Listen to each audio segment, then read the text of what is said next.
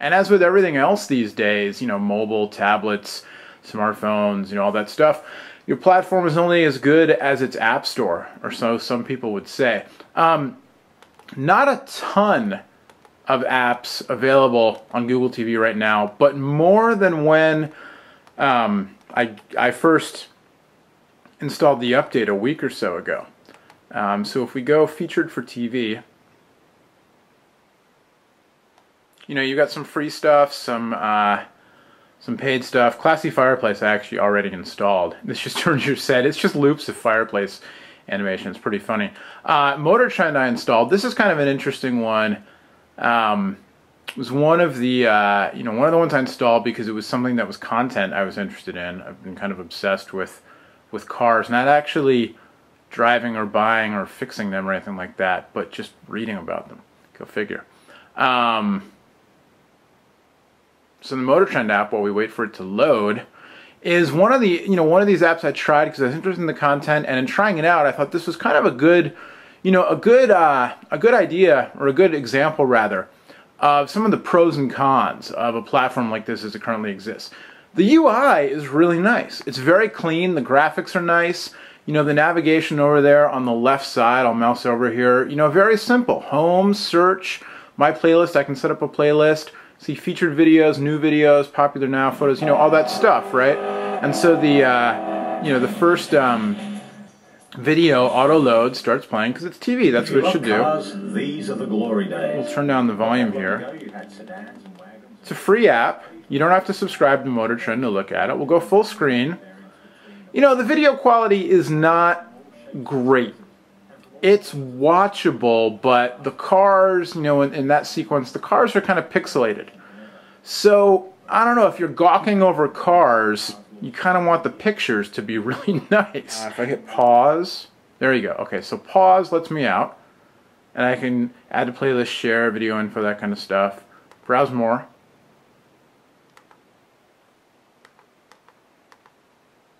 So now I've got, this very Google TV-esque tray that comes up on the bottom. Go to what a performance here.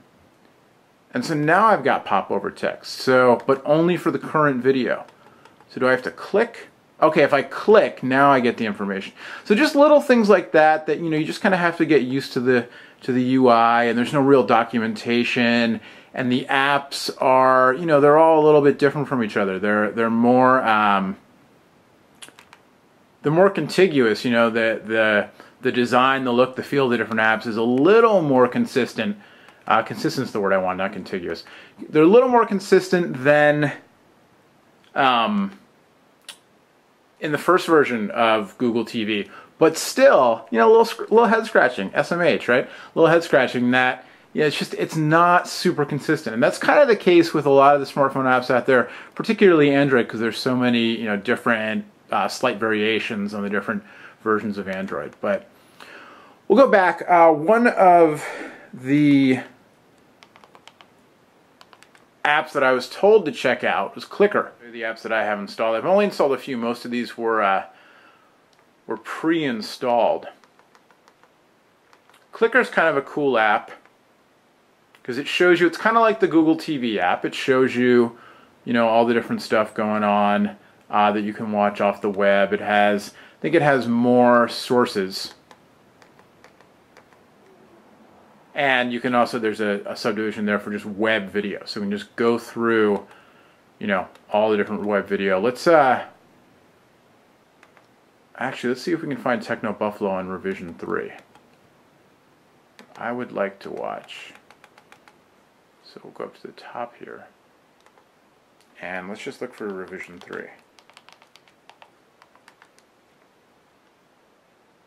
You can see this is nice. When you search, you've got all these filter sources. So will it play on Google TV, yes or no? And then you can filter by the type of content you're looking at. You can filter by the source. So Amazon versus Amazon Prime. Amazon Prime I would watch because that's free for me because I'm a Prime subscriber. Amazon I'm probably not going to watch. iTunes I'm probably not going to watch. Comcast, I have Comcast. Hulu Plus I'm probably not going to watch. Anyway, scroll down in here. There we go. Okay. Texilla, App Judgment, Geekbeat, loading. Loading. Ben Heck. Loading. Now, I could just go and I could search for Techno Buffalo. But I figured I would go through the Rev 3 family. I'm actually going to be guesting on Techzilla. I'm really excited about that. Just after Thanksgiving. So here we go. Okay, let's go to John Q. What's the apps?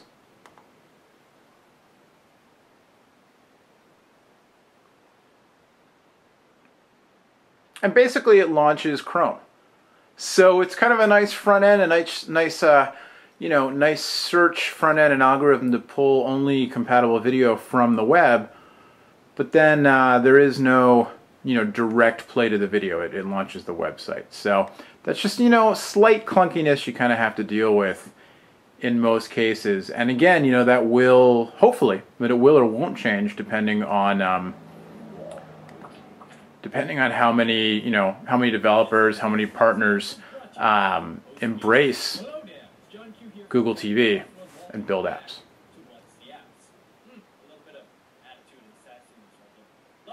So today on WTA, we're going to be taking a look at a way to manage our finances with an app and service called Tosho. I love John Q. Anyway, there you go. Now how do I get out of here? Hit the back button. Basically everything. The rule of thumb with Google TV seems to be hit the back button. You can get out of here. Like I said, there are other apps available. There are some apps from major content partners. There are apps, some apps like Classy Fireplace and Clicker from smaller companies. Sony's got a few things in here. Not all that much to write home about. And then you've got, Twitter and some of your social media applications. I could go on and on as I usually do. If you're with me this far, you're probably like, dude, you've already been going on, which is true. But basically, you've got an interesting entree into the set-top box market here. And this is what Google TV should have looked like a year ago. It would have had at least a better chance. It was also overhyped a year ago. It certainly did not revolutionize TV. Google didn't have deals worked out with the content studios. And so, they launched Google TV and then everybody started blocking their content from being available on Google TV. There's more stuff available now. But again, the service is a little bit clunky at times. At other times works really well. Some of the apps, like Motor Trend, the app looks great, but then the actual video content isn't quite, TV quality. And then I just kind of wind up going back to watching the stuff I'm used to watching, which is either, live TV via the couple of cable channels I have left, or stuff off of Netflix, or sometimes YouTube. Hasn't really revolutionized yet. It's just going to matter on whether or not content partners come to it. And do they come here? Do they go to Apple TV? Do they go to Roku? Do they go to the cable companies? What do they do? So we'll take one last look here. Here's the CNBC app. Now, I believe this is real-time data. Yeah, I mean, this app's fine. It's nice that you can pop around and choose what you want to choose. So this video icon makes me think I could choose Apple and see a video about Apple. But it's a lot like the CNBC channel. The quality, is a little bit lesser in terms of the video.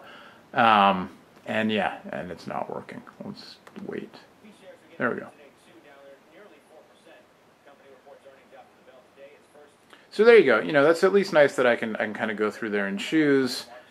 And I can go to hot stocks, because I don't have any stocks. It's just putting stocks in there for me.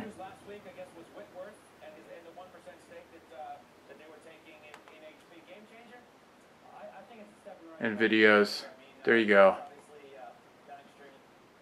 Yeah. So, there's not a ton here. Also that you can't get on the web, and things are a little more optimized for the web. So all in all, Google TV, I kind of give it it's kind of in the middle. Since you can see my reflection, it's not quite a thumbs up. It's not quite a thumbs down like the initial version was. Partially it's because the prices have fallen. The Logitech box, they're closing them out at 99 bucks instead of, what it launched for, 300, 400, something like that. Sony has cut the prices on the different models. I believe this TV is now $999 for a 46-inch 1080p LED backlit TV. It's not, it's a year old, and it's not a top of the line, but I'm enjoying using it right now for watching TV, watching Blu-rays and everything else. So, if you're getting a TV and you can get the Google stuff sort of thrown in there, why not? And it's nice to have that functionality when you need it, especially if you don't already have, a Netflix box. But there's no Hulu Plus support if you're a Hulu Plus person.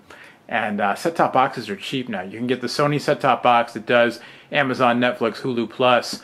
It's down to like 49 bucks. I've seen it lately. So, in that respect, sort of hard to justify the extra cost just for the Google TV stuff. Anyway, there you go. It's kind of a long, somewhat meandering, but, I think I covered most of the important stuff. Review of Google TV Take 2. Again, we'll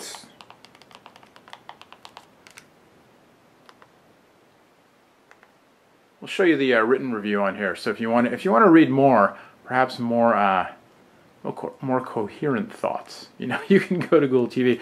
But as Google builds out their ecosystem with the Google, they're trying to get more the movies in the Android marketplace and more movies on YouTube and TV shows, and then Google Music and everything. Who knows what this might be in 6 months or a year. But for right now, Google TV, I would say if you can pick up one of the boxes cheap, if you're in the market for a set-top box anyway, especially if you're a Netflix or Amazon video customer, the performance is pretty good. Having the web browser up there, I'd rather browse the web on my phone or a tablet or a laptop even. But if you're into web on the big TV, there you go. But as far as the platform itself, this is really what they should have launched with a year ago. Now that they're updating it to something that's, a little more together, they've lost one of their 2 launch partners in Logitech. So, hoping for something.